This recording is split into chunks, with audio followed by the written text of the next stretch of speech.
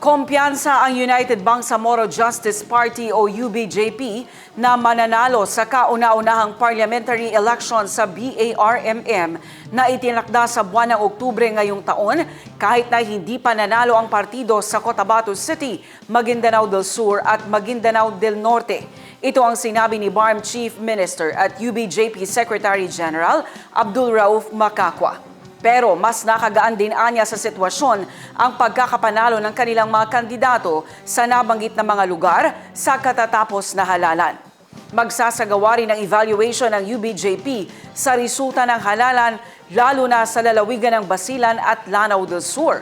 Posible rin anya ang pagkakaroon ng realignment. Narito ang pahayag ng opisyal. Sa totoo lang, even without this Cotabato City, Maguindanao del Sur, Maguindanao del Norte, yung confidence namin na mga manalo kami nandun eh. Pero nakakagaan ito sa sitwasyon. Yung pagpanalo ng Cotabato City, Maguindanao del Norte, at saka Maguindanao del Sur. Sa tingin ko, after this election, we have to evaluate the situation. Kung kailangan sa isang provinces is merong realignment, kailangan gawin yun. So, una, pag-aaralan siguro bakit natalo yung UBJP sa Lanao. If that pagkatalo is kailangan may realignment na mangyari, kailangan gawin yon. But ito, sinasabi ko lang ito as a member of the UBJP, but to the decision of the central leadership of the UBJP, yun din ang masusunod. So, tawi-tawi, wala naman tayong problema masyado.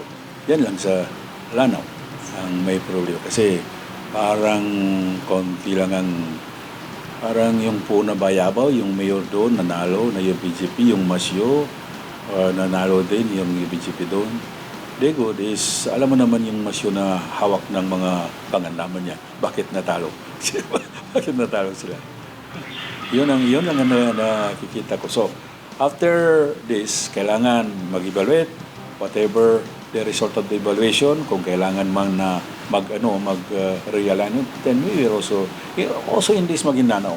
Hindi naman pwedeng nanalo ka pagkatapos wala ka ng evaluation.